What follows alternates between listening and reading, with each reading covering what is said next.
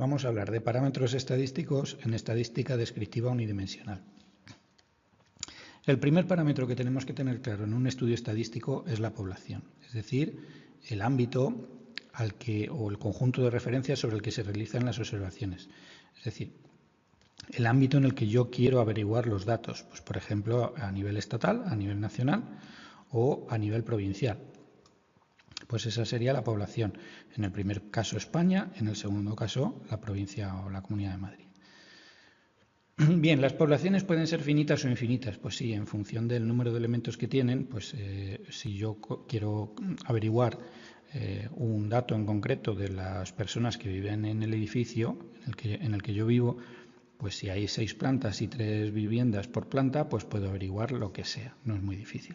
Ahora, si ya quiero hacer ese estudio a nivel local o a nivel provincial o a nivel nacional, pues ya es más difícil y desde ese punto de vista pues podemos considerar la población infinita.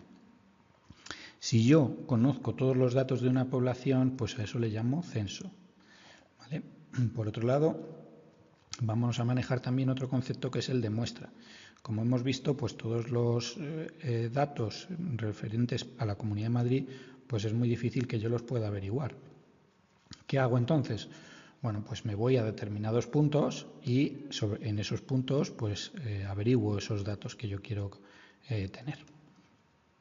Así es que desde ese punto de vista la muestra es un conjunto de elementos o individuos de la población que vimos anteriormente. Al número de elementos se le llama tamaño muestral y cuando yo sobre esa muestra lo que hago para averiguar los datos o sobre quien averiguo los datos es sobre personas, pues lo que hago que es pues una encuesta. Bien, variable. Variable es cualquier característica que es susceptible de tomar valores numéricos y normalmente se denotan por letras mayúsculas. Las variables pueden ser discretas, toman un número finito de valores dentro de un intervalo, o continuas, cuando toman un número infinito de valores dentro de un intervalo. ¿Cómo sería una variable discreta? Pues, por ejemplo, una variable discreta sería el número de hijos que tienen una pareja, un matrimonio. ¿Vale? ¿Por qué? Pues porque solamente puede tomar los valores 1, 2, 3, 4, ¿vale? Mientras que continuas, pues podría ser, por ejemplo, el peso de un grupo de personas. Pues dentro de un rango de valores, pues el peso mínimo que puede tener una persona, ¿cuántos son? 30 kilos, 20 kilos, bueno, ¿hasta cuánto? Pues hasta 150, 200 kilos. Bueno, pues ahí toma un número infinito de valores. Sí, dependiendo también de la precisión que tenga yo de la báscula, donde las peso. Si la báscula solamente pesa en kilos, pues hombre, en principio no tengo un número infinito de valores. Pero si la báscula pesa con 3 dígitos de precisión, con 3 valores decimales, pues entonces ya sí puedo considerar que tengo un número infinito de valores. Por otro lado están los atributos, que son características que no toman valores numéricos. Pues, por ejemplo, los colores. Las personas no vemos los mismos colores de unas a otras. Cada uno aprecia tonalidades diferentes. Tratamiento de datos discretos. ¿Cuál es el objetivo que tiene en principio la estadística descriptiva unidimensional? Bueno, pues la estadística descriptiva, el objetivo que tiene es, a partir de unos datos que he recopilado de la manera que sea, pues ofrecer un gráfico, ofrecer una información muy sencilla de leer a la vista y que de un vistazo, pues efectivamente yo me haga una composición del lugar. Por ejemplo, en este caso, yo a raíz de estos datos, pues poco, o sea, no es que no pueda decir mucho porque son muy poquitos, enseguida se ve, pero es un ejemplo. Pero, sin embargo, a través del gráfico enseguida veo cuál fue el mes que menos gasto tuve, cuál fue el mes que más gasto tuve y cuál fue la media de todos los meses. ¿Vale? Pues hacia eso nos encaminamos. ¿Para ello qué vamos a hacer? Pues establecemos unos cálculos, unas medidas que una vez que las hacemos, pues podemos resumir todos los datos que teníamos de la muestra que hemos tomado, los podemos resumir en ciertos valores que me dan de alguna manera una interpretación de todo ese conjunto de datos.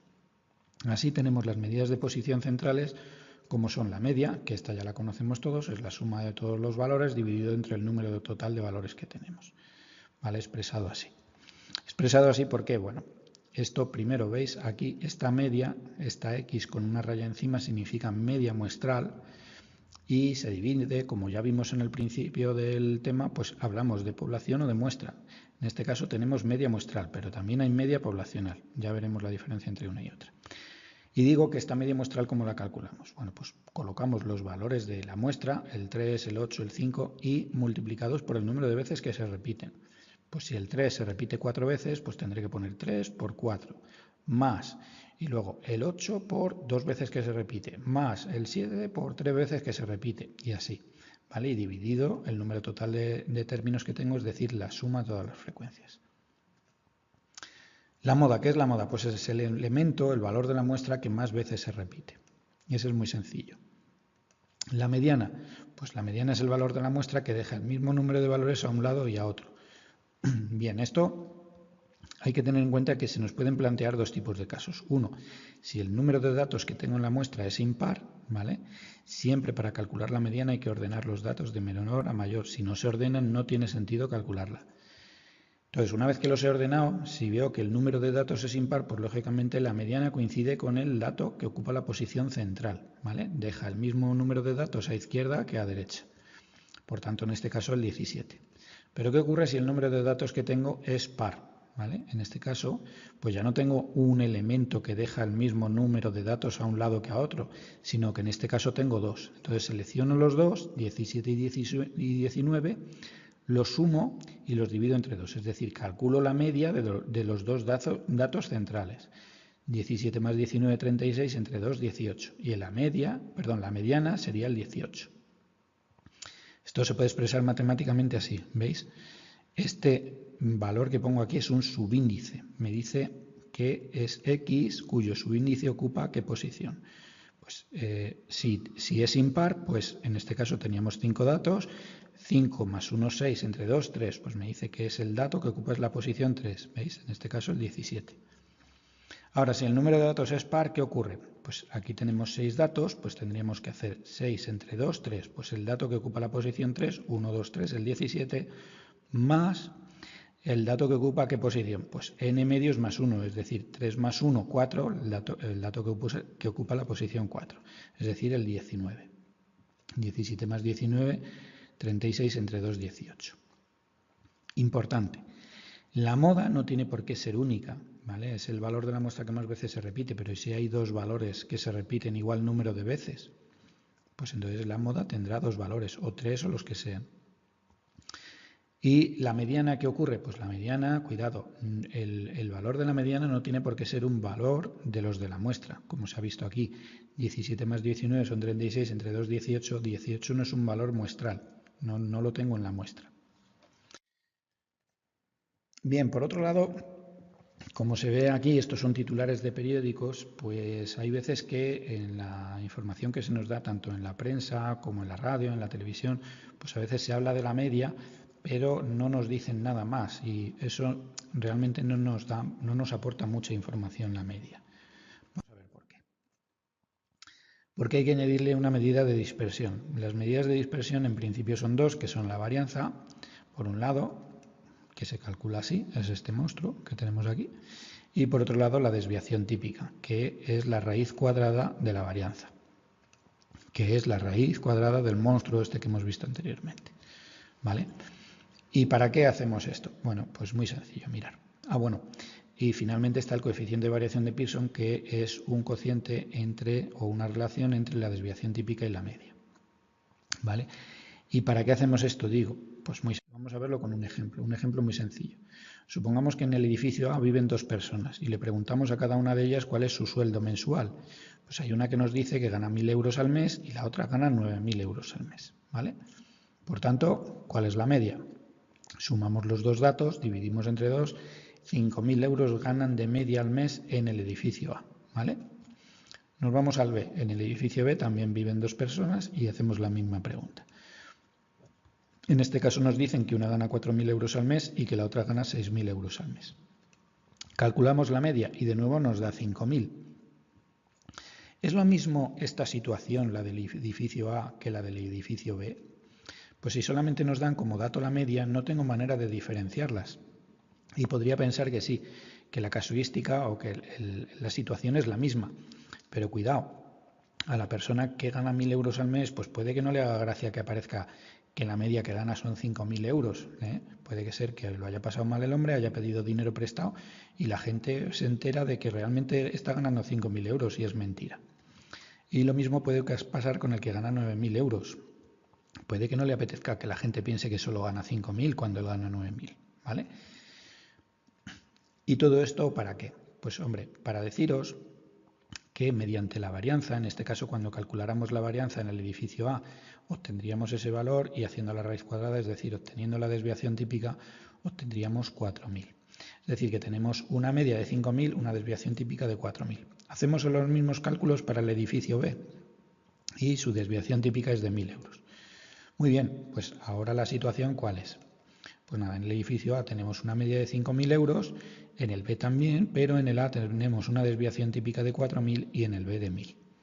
¿Veis? Esto por eso se llaman medidas de dispersión, porque la desviación típica es una medida de dispersión. Nos indica de alguna manera lo dispersos, los separados, lo lejos que están los datos respecto de la media que he calculado. Aquí me dice que los datos están separados 4.000 unidades arriba y abajo, y es verdad, 5.000 más 4.000 es 9.000, 5.000 menos 4.000 son 1.000, ¿vale? Entonces me está diciendo, de alguna manera, que está muy lejos de la media. El 1.000 está muy lejos de la media y el 9.000 está muy lejos de la media, ¿vale? Mientras que aquí no, aquí me está diciendo que como la desviación es de 1.000 solamente, pues los datos están relativamente cerca, ¿vale? Están a 1.000 unidades por debajo y a 1.000 unidades por encima. De hecho, si calculamos el coeficiente de variación de Pearson, dividimos la desviación típica entre la media, pues en el caso del edificio A es de 0,8 y en el B de 0,2, ¿vale? ¿Qué ocurre? Pues que cuanto menor sea ese coeficiente o cuanto menor sea la desviación típica, pues más fiel o más representativa es la media de los datos que componen la muestra. Es decir, aquí 5.000, que es la media de estos dos valores, pues es un valor que podemos aceptar porque su desviación típica es pequeñita. Los datos no están muy lejos de la media y por tanto tomar la media sí es un acierto. Mientras que aquí quizá no. Vamos, quizá no, seguramente no. ¿Por qué? Pues porque la desviación, la diferencia que tenemos entre el valor de la media y los valores de la muestra, pues es muy grande. ¿De acuerdo? Entonces, por eso debe de ir una medida de centralización, como la media, acompañada de una medida de dispersión, como es la desviación típica. Medidas de posición no centrales. Bueno, pues hemos visto que medidas de posición centrales hay 3, medidas de dispersión hay 2, y medidas de posición no centrales pues tenemos varias, ¿vale?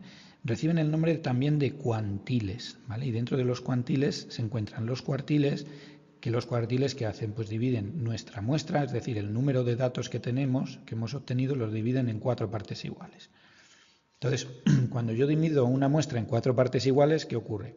Pues lógicamente lo que tengo que son pues 3 marcadores, este de aquí y este de aquí, porque el valor inicial o el valor más bajo y el valor más alto los reconozco a primera vista. Entonces lo que necesito es calcular 3 valores, que se llaman primer cuartil, segundo cuartil y tercer cuartil. Por otro lado están los deciles. Los deciles, ¿qué hacen? Pues dividen en 10 partes iguales la muestra. Pues muy bien, entonces voy a tener 9 marcadores, ¿vale? Cuartiles que dividíamos en 4 partes iguales, teníamos 3 marcadores. Deciles dividen en 10 partes iguales, tenemos 9 marcadores, que son el primer decile, el segundo decile, el tercero, el cuarto, el quinto, y así hasta 9, ¿vale? Y los percentiles. Los percentiles, pues lógicamente dividen la muestra en 100 partes iguales. Luego tenemos 99 marcadores. Y finalmente pues tenemos el recorrido intercuartílico, que consiste en la diferencia entre el tercer y el primer cuartil. Tratamiento de datos por intervalos. Bueno, pues no siempre podemos hacer la estadística descriptiva de una manera tan sencilla. ¿Por qué? Pues porque hay veces que tenemos muchos datos. Cuando tenemos muchos datos, 5.000 datos, 10.000 datos, pues es muy incómodo trabajar con todos ellos. ¿Qué es lo que se suele hacer? Bueno, pues se agrupan los datos por intervalos. ¿Y eso cómo se hace? Pues en primer lugar estableciendo lo que es el recorrido. El recorrido es la diferencia entre el mayor y el menor valor de la variable o de la muestra, ¿vale? Si tenemos que hemos hecho muestras de alturas de personas y la persona más baja es 1,10 y la más alta 2,20, pues tendríamos que hacer la resta entre 2,20 y 1,10. Intervalos, bueno, pues va a ser el número de intervalos o de partes en las que voy a dividir la muestra. Bueno, pues esto ya es un criterio que decide la persona que está haciendo el estudio, ¿vale? Hay algunos libros que recomiendan hacer raíz cuadrada de n, donde n es el número de datos que tenemos en la muestra. Pues si tenemos 100 datos, raíz de 100 me da 10 y hacemos 10 intervalos. Pero bueno, ya digo que esto es un poco a lo que decida uno. Entonces, los intervalos es el número de partes iguales en que dividimos el recorrido y a la longitud de esos intervalos se le llama amplitud. Y tenemos también lo que es la marca de clase. La marca de clase que es el punto medio de cada uno de los intervalos que hemos calculado anteriormente. Y los cuantiles. Los cuantiles, como ya hablábamos anteriormente, se pueden calcular como dijimos antes, pero eso es válido cuando trabajamos con todos los datos. Si trabajamos por intervalos, los cuantiles se calculan de una única manera, ¿vale? Mediante esta expresión. Esta expresión lo que me dice es que el percentil X se calcula así. Pero nosotros sabemos la relación entre percentiles y cuartiles o deciles. ¿Cuál? Pues el primer cuartil, que es pues el percentil 25. El segundo cuartil sería el percentil 50 y el tercer cuartil percentil 75. Y lo mismo con los deciles, pues el percentil 10 es el primer decil, percentil 20 el segundo decil y así, ¿vale? Con lo cual esta formulita está bastante bien para calcular cualquier cuantil que queramos. Métodos gráficos. Bueno, pues hay, así a nivel muy básico, hay dos tipos de gráficos. Por un lado, el diagrama de barras, que no es muy bueno porque podemos engañar fácilmente. Veis aquí, la diferencia entre 50,66 y 49,07 no es grande. Sin embargo, a la hora de mostrar las barras, pues me da una sensación de que la diferencia entre esto y esto es enorme. Y no es así. O el diagrama circular. El diagrama circular no miente, ¿vale? No podemos hacer esto que hemos conseguido aquí, pues no lo podríamos hacer con un diagrama circular porque se vería claramente hasta dónde llega el 49,07 y hasta dónde llega el 50,66.